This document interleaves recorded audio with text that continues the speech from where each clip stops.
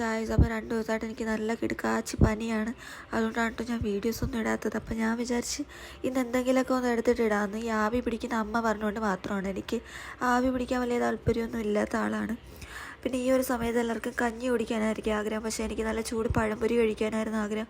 അപ്പോൾ ഞാൻ അമ്മയടുത്ത് പറഞ്ഞപ്പോൾ അമ്മ പഴമൊക്കെ വാങ്ങിച്ച് വന്നിട്ടുണ്ടായിരുന്നു.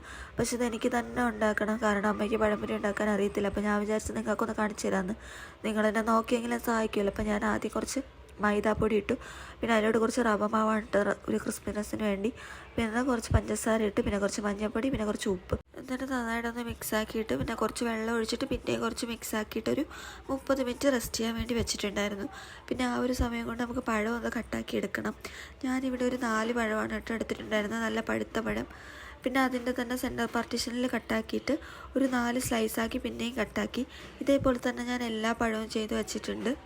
ഈ ഒരു സമയം കൊണ്ട് സബ്സ്ക്രൈബ് ചെയ്തൊന്ന് സപ്പോർട്ട് ചെയ്യണേ. പിന്നെ ഒരു 30 മിനിറ്റ് കഴിഞ്ഞപ്പോഴത്തേക്ക് നമ്മുടെ ബാറ്ററൊക്കെ സെറ്റായി കിട്ടിയിട്ടുണ്ടായിരുന്നു. പിന്നെ അതിൽ നിന്ന് ഓരോരോ പഴം എടുത്ത് അതിനകത്ത് മുക്കിയിട്ട് നല്ല ചൂട് എണ്ണയിലിട്ട് വറുത്തെടുക്കാൻ തുടങ്ങി. വറുത്തെടുക്കുന്നതും കുറച്ച് കഴിയുമ്പോഴത്തേക്കും കാണാനില്ലായിരുന്നു. അപ്പം ഞാൻ വിചാരിച്ചു ഇനി എനിക്ക് പോലും കിട്ടത്തില്ലേന്ന്. അപ്പം ഞാൻ കുറച്ചെണ്ണം എൻ്റെ സൈഡിലോട്ട് എടുത്ത് മാറ്റി വെച്ചു, ഇല്ലെങ്കിൽ അതുപോലെ എനിക്ക് കിട്ടത്തില്ലായിരുന്നു. ആഗ്രഹം എൻ്റെ ആണെങ്കിലും ടേസ്റ്റ് ചെയ്ത് നിന്നപ്പോൾ നല്ല ലേറ്റായിപ്പോയി. അപ്പോൾ ആദ്യം ഞാൻ കഴിച്ച് നോക്കിയപ്പോൾ എനിക്ക് വലിയ ടേസ്റ്റൊന്നും തോന്നിയില്ല. പനിയായോണ്ടാണെന്ന് തോന്നുന്നു.